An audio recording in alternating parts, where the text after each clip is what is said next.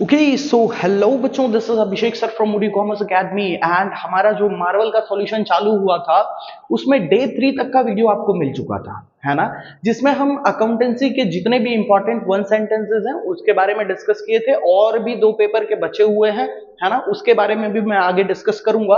लेकिन मुझे ऐसा लगा कि अकाउंटेंसी का जो सेक्शन सी है ना, वो 2 पेपर की चीजें तो आपको मैं तुरंत बता सकता हूं, क्योंकि 8 पेपर का अगर आपने सॉल्यूशन किया ना तो काफी चीजें आपको समझ में आ जाएंगी, है ना, तो वन सेंटेंस में दिक्कत नहीं होगा। लेकिन अकाउंटेंसी का जो सेक्शन सी है इसमें काफी बच्चे फंस सकते हैं, है ना, इसको अगर आपको कॉन्सेप्ट क्लियर नहीं है तो, है ना। आज मैं पूरी तरीके से कोशिश करूंगा कि आपको पूरा कॉन्सेप्ट सेक्शन सी में आपको पूरी तरीके से पकड़ बनाने की कोशिश करवाऊंगा, ठीक है। 2 पेपर का सॉल्यूशन करवाऊंगा लेकिन एकदम डिटेल में, एकदम डिटेल, भले टाइम लगे लेकिन बच्चे का कॉन्सेप्ट क्लियर हो जाए ताकि वैसे रिगार्डिंग क्वेश्चन आए तो वो फंसे नहीं, है ना। देखिए, एक तो आपका चैप्टर 1 से जो 11 मार्क का जो क्वेश्चन बनता है उसमें से आता है सेक्शन सी में। दूसरा क्वेश्चन गेन और सैक्रिफाइस वाले कॉन्सेप्ट में आता है। 2 क्वेश्चन रियलाइजेशन कॉन्सेप्ट से और 2 क्वेश्चन डिबेंचर चैप्टर से आता है ना, जिसमें मैंने आपको बताया था इसमें से थियरी प्रैक्टिकल दोनों हो सकता है, इसमें से भी थियरी प्रैक्टिकल दोनों हो सकता है। अब मैं आपको एक चीज बता दूं, डिबेंचर में से मैंने आपको बोला था कि हमको सिर्फ एक क्वेश्चन पकड़ना है, याद है। सेक्शन सी में मैंने बोला था अगर आप मुझे फॉलो कर रहे हैं ना तो पूरी तरीके से आप मुझे फॉलो कीजिए, कंफ्यूज मत होइएगा चीजों को लेके। डिबेंचर का मैंने एक वीडियो पोस्ट किया है, अगर नहीं कंप्लीट किया हो ना तो ये पूरा आगे का सेक्शन सी आपका कंफ्यूजन होने वाला है, ठीक है। वो कंप्लीट करके आना तब ये शुरू करना, आपके लिए बहुत बेटर रहेगा ये चीज, ठीक है। एक दिन टाइम ले लो, एक दिन लेट हो जाए या एक्स्ट्रा पढ़ लो एक दिन, लेकिन उसको खत्म करके आओ पहले। वो खत्म हो गया, सर्च करना अकाउंटिंग फॉर डिबेंचर, पीछे लिख देना अभिषेक सर, आ जाएगा, है ना। उसको कंप्लीट करना, पूरा बेसिक्स कंप्लीट करना, लास्ट तक कंप्लीट करके फिर आओ तो चीजें समझ में आएंगी। जिसमें से मैंने क्या बोला था, रियलाइजेशन का दोनों क्वेश्चन पे हमको ध्यान देना है, गेन सैक्रिफाइस के दोनों क्वेश्चन पे एक क्वेश्चन रहेगा उस पर ध्यान देना है, चैप्टर 1 से जो क्वेश्चन रहेगा उस पर भी हमको ध्यान देना है ना। तो 4 यहीं पे हो जा रहे थे। लेकिन कई बार ऐसा होता है कि सर रियलाइजेशन का कोई कॉन्सेप्ट नहीं आ रहा है, एकाक आंसर नहीं आ रहा है, या चैप्टर 1 का नहीं आ रहा है, ये तो आएगा ही आएगा आपको, ये मार्क्स तय है आपका, ये 3 मार्क्स जो है ना ये आपका तय है, ये तो फिक्स हो चुका है ना। तो अगर कभी रियलाइजेशन में से एक आध क्वेश्चन नहीं आ रहा है आपको, या चैप्टर 1 का क्वेश्चन है वो आपको नहीं आ रहा है, तो मैंने आपको सलाह दिया था कि डिबेंचर की चीजों को लेके चलेंगे, ठीक है। चलिए शुरू करते हैं वीडियो। मैं वीडियो नंबर आपका क्या नाम है, पेपर 1 से मैं शुरू करूंगा, लेकिन आपके मार्वल में इधर उधर पेपर हो सकते हैं, तो पहले क्वेश्चन को देख लीजिएगा कि कौन से पेपर का क्वेश्चन मैं शुरू करा रहा हूं। जैसे मैंने पेपर 1 का किया था ना, तो कुछ बच्चों के बुक में पेपर नंबर 4 था वो मार्वल का, ठीक है। तो मैच कर लीजिएगा कि आपका पेपर नंबर 1 पे है कि पेपर नंबर 4 पे है, ठीक है। मैं क्वेश्चन पढ़ूंगा, उससे आपको हिंट मिल जाएगा। शुरू करते हैं, चलिए बढ़ते हैं क्वेश्चन की तरफ। ये जो पेपर 1 है, मेरे बुक में पेपर 1 है, मे बी आप में पेपर 4 होगा। मैं नाम पढ़ लेता हूं, थोड़ा सा वीडियो रोक के आप पेपर ढूंढ लीजिएगा, बाकी सब कंटिन्यू रहेगा, है ना। नीरव, नम्रता एंड निषाद, 3 नाम दिया है। कौन कौन सा? नीरव, नम्रता एंड निषाद। मैं जिस तरीके से आपको करा रहा हूं, आपको क्वेश्चन एग्जामिनेशन में बिल्कुल उसी तरीके से करना है। Nirav, Namrata and Nishad are partners sharing profit and loss in the ratio 3:2:4। ये लोग का पीएसआर रेशियो क्या है? 3:2:4। ये क्या है? रेशियो। शेयर की बात करें तो शेयर क्या बन जाएगा इनका? 3, 2, 5, 4, 9, है ना। टोटल 9 हिस्से में चीजों को बांटा, जिसमें से देखिए इसका मतलब क्या होता है पता है? ये एक रोटी है जिसको टोटल 9 हिस्से में बांट दिया, वो आप समझ लीजिएगा, है ना। टोटल 3, 6, 9 हिस्से में बांट दिया रोटी को, जिसमें से 3 टुकड़ा इसने लिया, नम्रता ने 2 लिया, निषाद ने 4 लिया, है ना। तो हम क्या बोल सकते हैं, नीरव को हिस्सा कितना मिला? तो 3/9, 3/9, 9 में से 3 हिस्सा इसको मिला, है ना। ओके, ये तो रेशियो एंड प्रोपोर्शन का कॉन्सेप्ट हो गया, लेकिन ये क्लियर होना चाहिए तभी ये चीजें आपको समझ में आएंगी, है ना। चलिए, नीरव, नम्रता, निषाद 3:2:4 गिवन है। देन आगे बोला कि manager is to be paid 10% commission of profit. Manager जो है उसको कमीशन मिलेगा, कितना परसेंट बोला गया? 10%। ध्यान से, बिल्कुल ध्यान से, है ना। मैनेजर को कमीशन कितने वाला मिलने वाला है? 10%। ओके, जो भी डिविजिबल प्रॉफिट रहेगा उस पे इसको 10% मिल जाएगा। बढ़ेंगे आगे। The share of profit of Namrata. अच्छा, नम्रता का प्रॉफिट का शेयर दे दिया है हमको, यहां पे लिख लेता हूं, नम्रताज शेयर इन प्रॉफिट इज 30,000। बराबर है। उसके बाद बोला कि भाई तुमको ये हिंट दे दिया गया, अब तुम मुझे पता करके बताओ कि मैनेजर का कमीशन कितना होगा। अब ध्यान देते चलना, मुझे नम्रता का शेयर पता है कितना है। नम्रता का शेयर है भाई, नम्रता का शेयर गिवन है 2/9। बराबर है, मतलब 9 में से 2 हिस्सा इसको मिल रहा है। आई होप लॉजिक समझ में आ रहा होगा आपको। टोटल हिस्सा कितना है 9, और नम्रता को कितना मिल रहा है 2, और 2 का वैल्यू दे दिया है कि नहीं 30,000। देखो नम्रता का प्रॉफिट में हिस्सा कितना बताया गया है 30,000। अच्छा, 2 का वैल्यू अगर 30,000 है तो 9 का वैल्यू कितना, यहां नीचे लिखेंगे, क्रॉस मल्टीप्लाई करना रहेगा, इसको लिखेंगे divisible profit is equal to, वापस रिपीट करवाऊंगा वो, पहले यहां देख लो, divisible profit is equal to, जो 2 क्रॉस में रहता है ना उसको ऊपर लिखा जाता है 30,000 इंटू 9, जो अकेला है क्रॉस में उसको नीचे लिख लो। आई होप लॉजिक समझ में आ रहा होगा। इसको कट करेंगे, ये हो जाएगा 15,000 इंटू 9 करोगे 1,35,000। ये क्या आ गया हमारा डिविजिबल प्रॉफिट। अब लिखेंगे managers commission is equal to divisible profit into 10%। 10% मिलने वाला था इसको, तो डिविजिबल प्रॉफिट हमारे पास कितना अवेलेबल है 1,35,000 इंटू कर लो 10%, तुम्हारा अमाउंट आ जाएगा मैनेजर का कमीशन 13,500। नीचे स्टेटमेंट आप मेंशन करोगे कि मैनेजर को कमीशन कितना मिलेगा 13,500। शुरुआत कैसे किया हमने, शुरुआत पहले हमने ये करने की कोशिश की कि भाई पूरा ये लोग में प्रॉफिट बटा कितना है ना, डिविजिबल प्रॉफिट था कितना। तो हमको ये पता चल गया कि भाई नम्रता तेरा तो 2 हिस्सा था, तो 2 हिस्सा का वैल्यू तेरा 30,000, तो टोटल कितना हिस्सा था 3, 2, 5, 4, 9, तो 9 का वैल्यू कितना रहा होगा, 2 का वैल्यू अगर 30,000 है तो 9 का वैल्यू कितना रहा होगा, मतलब टोटल कितना रुपया रहा होगा। तो उसके लिए हमने क्या किया था, इसको क्रॉस मल्टीप्लाई करके ये डिविजिबल प्रॉफिट निकाला 1,35,000, देन मैनेजर का कमीशन उसके ऊपर हमने 10% निकाल लिया 13,500। इसका स्क्रीनशॉट ले लीजिए, बहुत ही अच्छी तरीके से समझिएगा। बढ़ेंगे अगले क्वेश्चन की तरफ। ओके, सो बच्चों अगला जो क्वेश्चन है, ये क्वेश्चन सबको ही आएगा। एक क्वेश्चन बता दूंगा ना, सारे पेपर के क्वेश्चन आपको आ जाएंगे। देखिए क्या लिखा है, आकाश, प्रकाश एंड विकास। सबसे आसान क्वेश्चन ये सेक्शन का, आकाश, बस स्टेप देख लीजिए आपको कैसा करना रहेगा एग्जाम में। आकाश, प्रकाश और तीसरा पार्टनर का नाम है विकास। ये 3 पार्टनर है, ठीक है। ऐसे क्वेश्चन में है ना जिसमें आपको गेन और सैक्रिफाइस फाइंड करने बोलेगा, उसमें 2 रेशियो दिया रहेगा, एक तो ओल्ड रेशियो दिया रहेगा, न्यू रेशियो दिया रहेगा। लिखा है sharing profit and losses in the ratio of 3:2 बराबर। आगे लिखा है all partner have decided to change their profit and loss ratio in 1:1:1। सारे लोगों ने डिसाइड किया कि अब हमारा प्रॉफिट रेशियो क्या होगा 1:1:1। ओल्ड रेशियो था इनका 3:3:2, न्यू रेशियो इनका हो गया 1:1:1, है ना। जब हम थियरी पढ़ रहे थे ना, तब थियरी में आया था कि सैक्रिफाइस फाइंड करने का क्या फॉर्मूला होता है, तो मैंने आपको यह भी बताया था कि गेन पूछ लेगा तो उसका क्या फॉर्मूला होगा, ठीक है। अपन क्वेश्चन में देखते हैं क्या पूछा है, calculate gain made by the partner. हमको क्या फाइंड करने बोला है, गेन। जल्दीबाजी नहीं करेंगे, एकदम आराम से इस तरीके से शुरू करोगे, लिखोगे गेन इज इक्वल टू, पहले फॉर्मूला मेंशन करोगे, gain is equal to new share minus old share.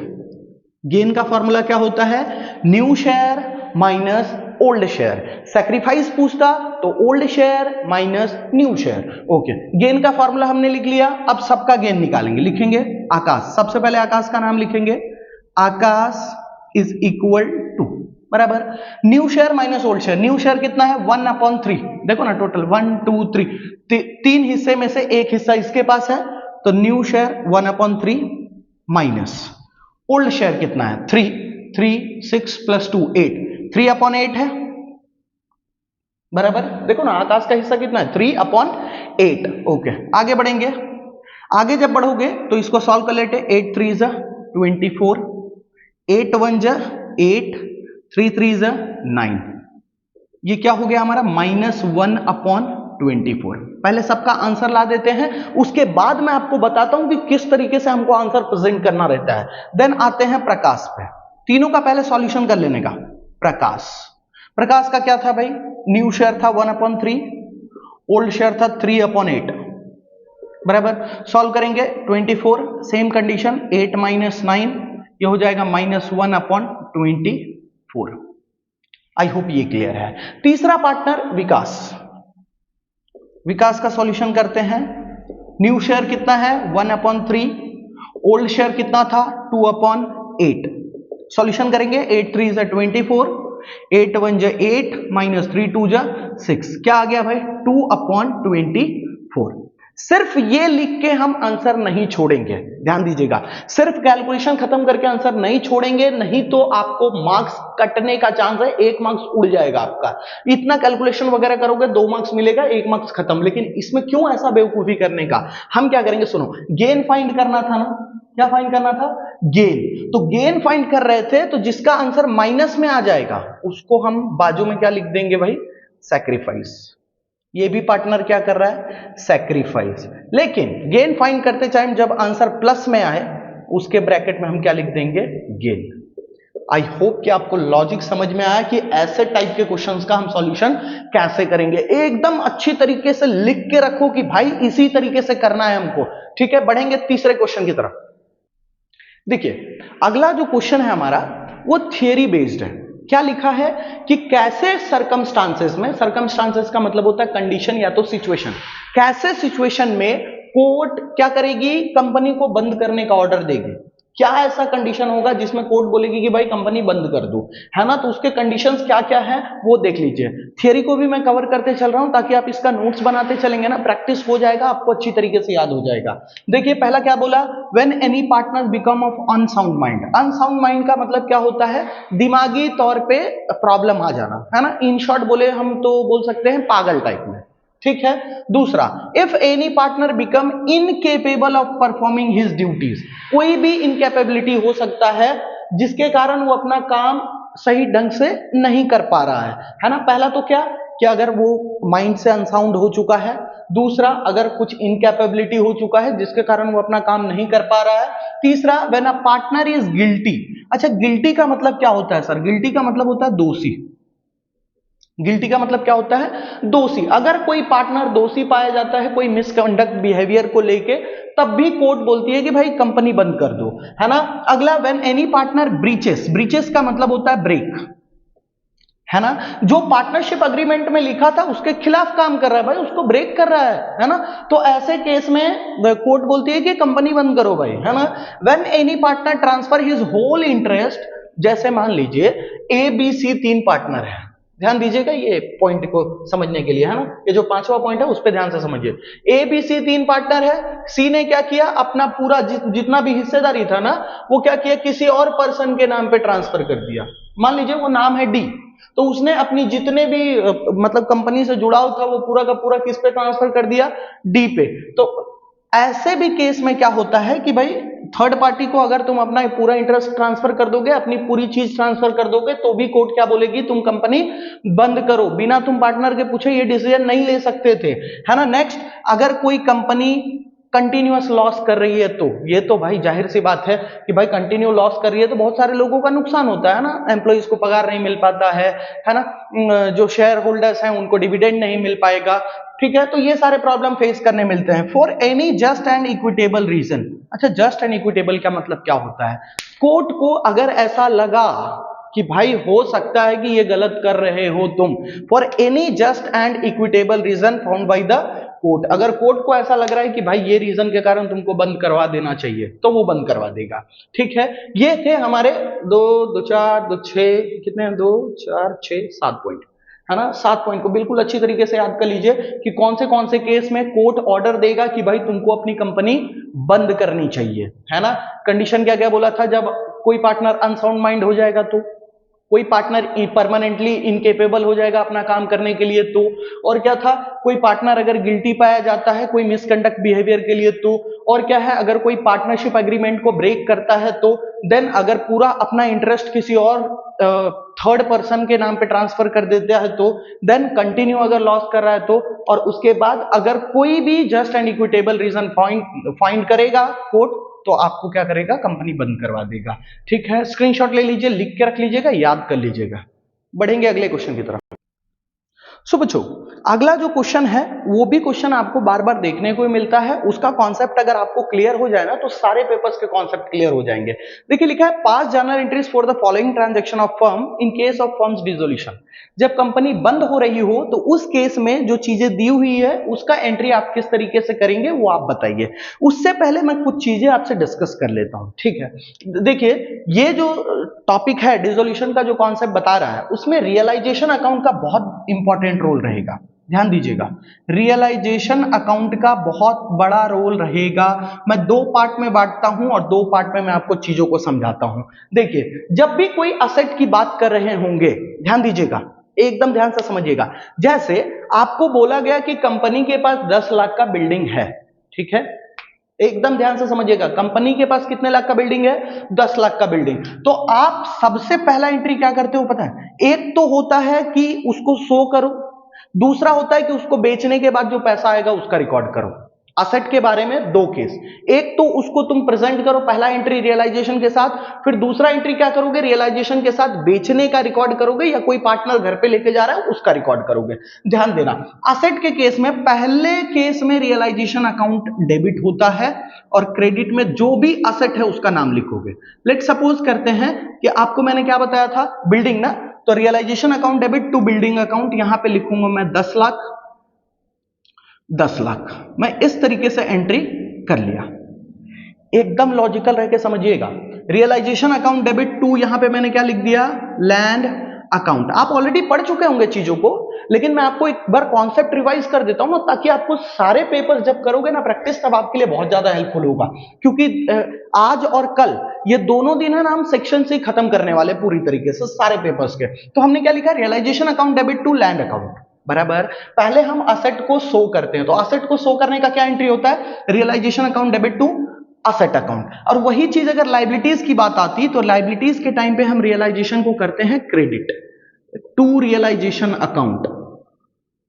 कहीं पे नोट्स बनाइएगा और अच्छी तरीके से रिवाइज कीजिएगा। लेट सपोज करते हैं क्रेडिटर के बारे में, क्रेडिटर्स है ना, क्रेडिटर्स हमारे लिए लाइबिलिटी है, तो क्रेडिटर्स अकाउंट डेबिट, जो भी अमाउंट है मैं यहां लिख लेता हूं 50,000 50,000, ऐसा करके मैंने लिख लिया। या लोन हो सकता है, कुछ भी हो सकता है ना। ये जो केस हम डिस्कस कर रहे हैं वो असेट का केस है, और ये जो केस हम डिस्कस कर रहे हैं वो किसका है, लाइबिलिटी का। एकदम ध्यान से समझेंगे, असेट के केस में पहला एंट्री आपको realisation account debit to land account, और लाइबिलिटी के केस में क्रेडिट रियलाइजेशन अकाउंट पहले क्रेडिट होता है। यहां तक क्लियर है। अब ये जो असेट होते हैं ना वो बाद में बेचा जाता है, कंपनी बंद हो रहा है ना, तो पहले मैं दिखाऊंगा कि भाई कंपनी के पास ये है, ये है, तो ये है, तो मैं क्या लिखा, realisation account debit to marker account, है ना कंपनी के पास ये, तो पहले मैं शो करूंगा। दूसरा बात, अच्छा ये या तो मैं बेचूंगा, है ना, कंपनी बंद हो रहा है तो ये बिकेगा, तो बिकेगा तो पैसा आएगा कि नहीं, बिकेगा तो पैसा आएगा, लिखेंगे cash account debit to realisation account, साथ में कौन रहेगा, रियलाइजेशन रहेगा। रियलाइजेशन पीछा नहीं छोड़ेगा, पैसा आया क्योंकि मैंने इसको बेचा, रियलाइज किया, तो पैसा आएगा, तो मैंने लिखा cash account debit to realisation account. देखिए सारी चीजें आसानी से समझ में आएगी, पहले कॉन्सेप्ट क्लियर कीजिए। Cash account debit to realisation account, let suppose करते हैं जितने का सामान था उतने में ही बिका, 10 लाख 10 लाख, अगर 8 लाख में बिकता तो हम 8 लाख रुपए लिखते।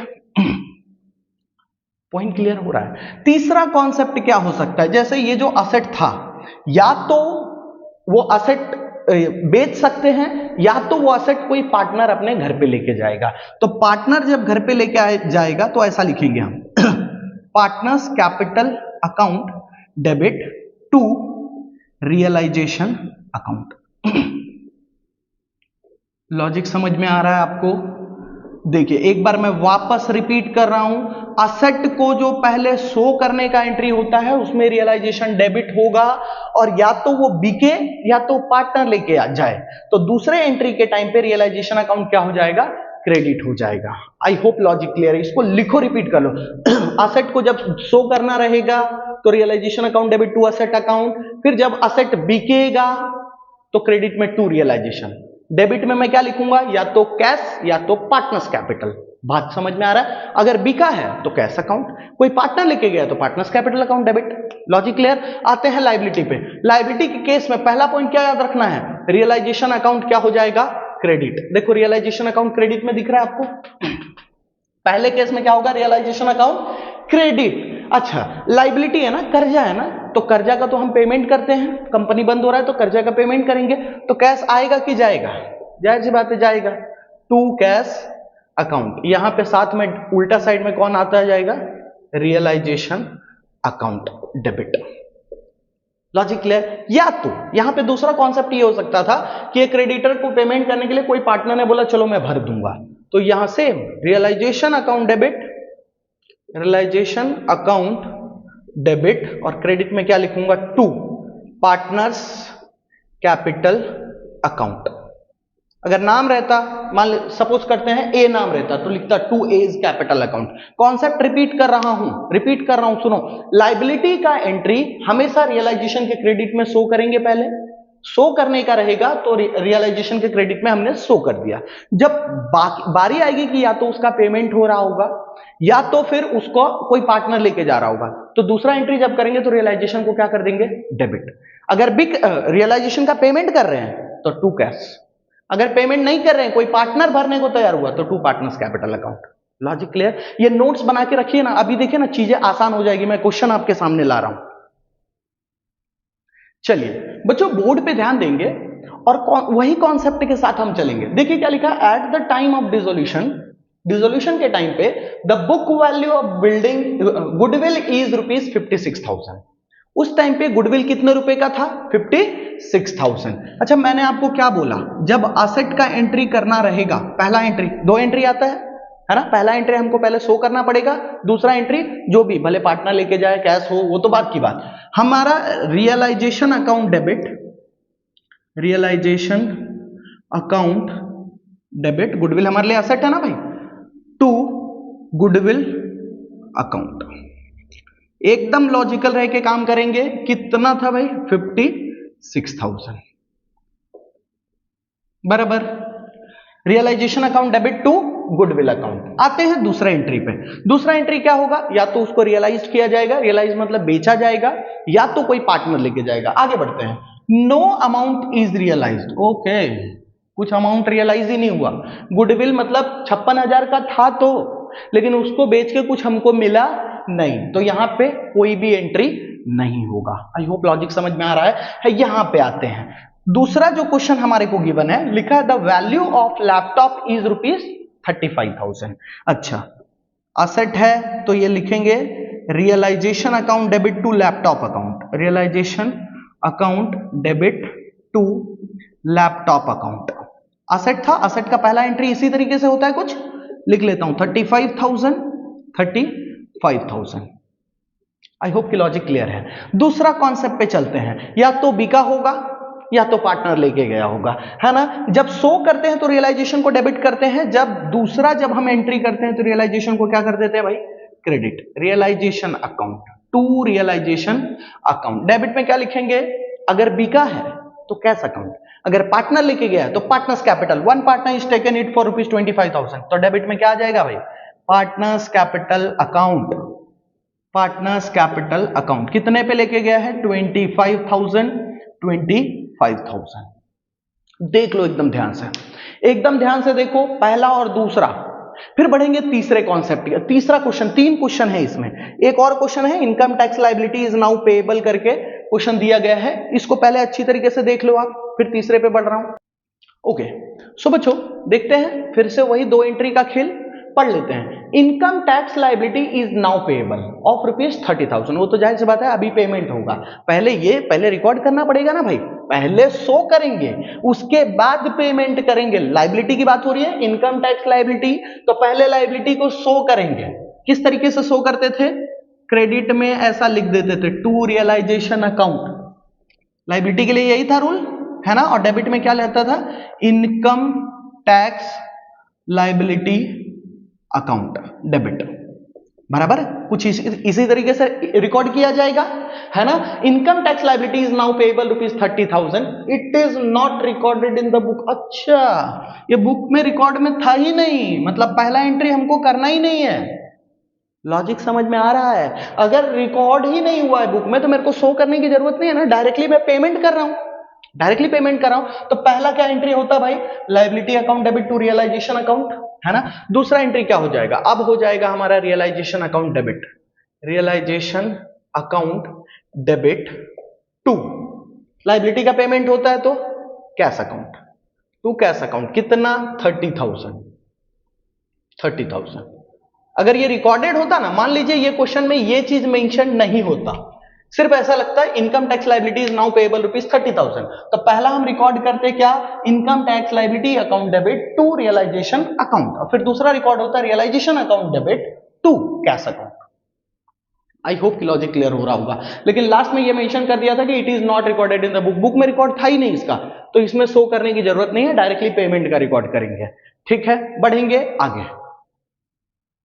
चलिए, ये सेक्शन के अंदर हमारा 4 क्वेश्चन तो हो गया, है ना। लेकिन मैंने आपको बोला था कि एक क्वेश्चन जो डिबेंचर का रहता है वो फिक्स रहता है, तो इसको बैकअप के तौर पे हम लेके चलेंगे, ऐसा मैंने आपको बोला था। और ये चीज को हम लेके चलेंगे, उसका प्रैक्टिस हम करते हुए चलेंगे। ये 5 क्वेश्चन, ऐसे तो 6 क्वेश्चन में से हमको 4 करना रहता है, जो कि 4 हम कर लिए। लेकिन कई बार ऐसा होगा कोई क्वेश्चन ऊपर वाला नहीं आ रहा होगा, तो ये डिबेंचर तो तय है ना, ये क्वेश्चन तो आएगा ही आएगा, है ना। जो मैंने वीडियो बना के डाला था, मैंने आपको बोला वो आएगा ही आएगा, वो क्वेश्चन एक तय रहेगा, फिक्स रहेगा। क्वेश्चन पढ़ते हैं भाई, क्या लिखा है? 35 वाले क्वेश्चन में लिखा है, साक्षी लिमिटेड इश्यूड 10,000 8% डिबेंचर, है ना। डिबेंचर का नाम है 8% डिबेंचर। ओके, कितने रुपए का डिबेंचर वैल्यू है? 200 रुपए का डिबेंचर है, जिसको इश्यू कुछ अमाउंट में करेगा और कुछ अमाउंट में रिडीम करेगा, है ना। यही कॉन्सेप्ट रहेगा। मैं आपको फिर रिपीट कर दूं, अगर आपने वो वीडियो कंप्लीट नहीं किया तो वीडियो रोको, छोड़ो ये चीज को, पहले वहां जाके खत्म करके आओ, तब ये समझ में आएगा आपको। ठीक है, बोला गया, देखो इसको इश्यू किया जा रहा है प्रीमियम पे 5% के, मतलब ये 210 रुपए, 200 का 5% 10 रुपया ही होता है, तो ये 210 पे इश्यू किया जा रहा है। यहां लिख लेता हूं इश्यू।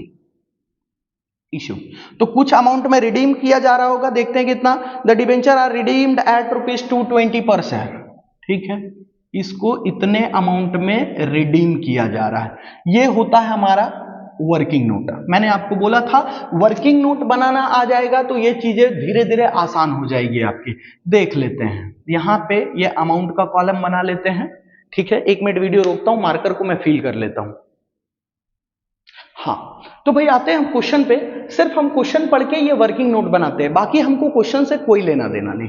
डिबेंचर में एक क्वेश्चन ऐसा तय रहता है, इश्यू और रिडीम वाला, जो कि मैंने आपको पहले से बोल के रखा है, प्लीज भी बोल के रखा हूं, खत्म कर लो, बोल दिया हूं। नहीं खत्म हुआ तुम अपनी जिम्मेदारी खुद संभालो। ठीक है, देखो 10,000 डिबेंचर है, 200 डिबेंचर पर डिबेंचर का वैल्यू कितना था?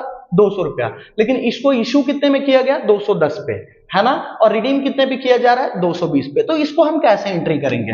देखो, पहला एंट्री जो होता था सिंपल सा entry, bank account debit to debenture application and allotment account. कुछ इसी तरीके से हम लिखते थे, debenture application and allotment account. जिन बच्चों ने कंप्लीट किया होगा उसको डायरेक्ट आंसर समझ में आ रहा होगा कि क्या मैंने लिखा। Bank account debit to debenture application and allotment account. कितना रुपया इशू करने, कितने रुपए पे इशू किया हमने? इंटू 210 पे, है ना। 10,000 इंटू 210, दैट इज यहां पे अमाउंट आ जाएगा हमारा 21 लाख। बराबर है। कुछ इसी तरीके से करते थे हम। दूसरा एंट्री हम जब करते थे तो ऐसे करते थे, लिखते थे डिबेंचर, आप पूरा पूरा लिखिएगा, debenture application and allotment account debit, allotment account debit, यहां थोड़ा जगह छोड़ते थे, to debenture application and allotment account debit to, कितना परसेंट डिबेंचर था भाई, देख लेता हूं एक बार, 5%, सॉरी 8%, टू नाम था इसका 8% debenture account, to 8% debenture account. पहले मैंने बोला था कि जब दूसरा एंट्री करेंगे तो आप ये चीज का ध्यान रखिएगा कि उसको आपने डिस्काउंट पे इशू किया है या प्रीमियम पे इशू किया है। अगर डिस्काउंट पे इशू करेंगे तो डिबेंचर एप्लीकेशन एंड अलॉटमेंट के साथ यहाँ पे डिस्काउंट ऑन इशू करके आता था, है ना, लेकिन आपने इसको तो 200 का सामान 210 में बेचा है ना, तो प्रीमियम आएगा। तो क्रेडिट में आप लिखेंगे to security premium reserve account, बराबर। अलॉटमेंट पे आपको टोटल कितना रुपया मिला है, 210 रुपया, लेकिन डिबेंचर था कितने का आपका, 200 का, 10 रुपया आपने क्या किया है, प्रीमियम चार्ज किया। बात समझ में आ रहा है आपको, 210, 200 और 10, है ना, लिख लेते हैं। ये हो जाएगा हमारा 21 लाख, इसको करेंगे 10,000 इंटू, तो ये हो जाएगा हमारा 20 लाख, और ये हो जाएगा हमारा कितना, 10 रुपये इंटू 1 लाख। क्लियर? क्या सर ये सेकेंड एंट्री हमारा कंप्लीट हो गया? नहीं सर, अभी नहीं हुआ। मैंने आपको बोला था लास्ट में आप रिडीम को देखेंगे। किसको देखेंगे? रिडीम को देखेंगे, ये दोनों को कंपेयर करेंगे, ये दोनों को मत कर लेना भाई प्लीज, है ना, ये दोनों को कंपेयर करना कि कितना रुपया का मैं लॉस खाऊंगा इन फ्यूचर। सामान 200 का है लेकिन उससे वापस लेते टाइम कितने में लूंगा मैं, 220 में, है ना। तो यहां पे मैं दो एंट्री करेंगे, एक तो loss on issue of debenture account debit, और क्रेडिट में to premium on redemption of debenture account. ये दो एंट्री ऐड हुआ किस रीजन के कारण? क्योंकि ये दोनों अमाउंट में गैप है, बराबर। ये दो अमाउंट में गैप है, इसीलिए ये दो एंट्री ऐड हो गया, और दोनों में जितने का भी गैप है वही अमाउंट लिखेंगे, इंटू 20। ध्यान देना, ये दो अमाउंट, मैं फिर से बोल रहा हूं प्लीज, ये दो अमाउंट इससे मत कंपेयर कर लेना, ठीक है। जितने का सामान है उस हिसाब से रिडीम को कंपेयर करना, इंटू 20। ओके, 10,000 शेयर इंटू 20 मतलब कितना, 2 लाख। और क्रेडिट में भी आ जाएगा हमारा 2 lakh. Clear to all? Clear? पूरा 41 मिनट का वीडियो है, आपको इस पे पूरा थियरी प्रैक्टिकल तीनों टाइप का कॉन्सेप्ट मैंने डिस्कस कर लिया है ना। चलिए तीसरे एंट्री पे चलते हैं। ये तो हो गया इशू का एंट्री, ये पूरा इशू का एंट्री हो गया। अब अगला रिडीम का एंट्री करते थे, याद है? और रिडीम का एंट्री करते टाइम पे हम सबसे पहले क्रेडिट में जाके लिखते थे टू डिबेंचर होल्डर्स अकाउंट। जो कर चुके होंगे ना उनको बहुत मजा आ रहा होगा करने में, है ना। डिबेंचर टॉपिक बहुत मजेदार है, लेकिन कॉन्सेप्ट क्लियर हो जाएगा। तो यहां लिखूंगा to debenture holders account. Debit में क्या क्या लिखते थे सर, जरा याद करवाइए। एक तो आपका डिबेंचर वापस आ रहा है, तो आप लिखेंगे 8% डिबेंचर अकाउंट डेबिट, बराबर। इसको अलग कर लेते हैं भाई, नहीं तो कंफ्यूजन हो जाएगा। टू डिबेंचर होल्डर अकाउंट, कितना रुपया इसको पेमेंट करना है हमको, 220 रुपया। जब मैं उससे वापस लेने गया ना सामान, तो मैंने बोला डिबेंचर होल्डर भाई मेरा सामान दे दो, तो बोलता है 220 रुपया। मैं बोला लेकिन यार डिबेंचर तो 200 का था, तो ये 20 रुपया किस चीज का? तो यहां पे हम लिखेंगे डेबिट में एक और चीज डाल देंगे, premium on redemption of debenture account debit. Clear? Total हमको इसको कितना पेमेंट करना है, 22 लाख रुपया, है ना।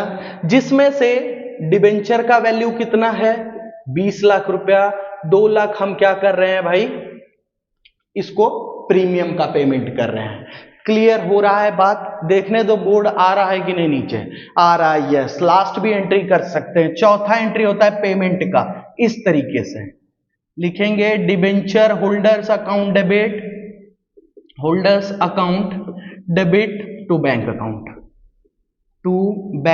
अकाउंट, जो भी अमाउंट इसको देना है, 22 लाख देना था, लिख लेंगे 22 लाख, और क्रेडिट में भी हम लिख लेंगे 22 लाख, है ना। थोड़ा थोड़ा कट रहा है, वो तो आप समझ जाएंगे, वो तो वीडियो देखे होंगे तो ये सारी चीजें आपको समझ में आ रही होंगी, है ना। तो ये जो पेपर डे 4 में हमने किया, क्या किया, पेपर सी का एक पेपर को एकदम डिटेल में निचोड़ दिया, है ना, एकदम डिटेल में निचोड़ दिया ताकि अगले पेपर को करते टाइम पे ना फटाफट फटाफट फटाफट अपन खींच लें, है ना। अब अगले वीडियो से क्या करूंगा बताएं, एक वीडियो के अंदर 2 से 3 पेपर का सॉल्यूशन कराऊंगा। पेपर 1 को थोड़ा अच्छे से कर लेंगे ना तो बाद में अगले पेपर्स पे अपन स्पीड में खींच सकते हैं। ठीक है, चलिए मिलेंगे अगले वीडियो में जिसमें अपन, क्योंकि वीडियो बहुत लंबा हो चुका है तो ज्यादा टाइम नहीं लेंगे अपन।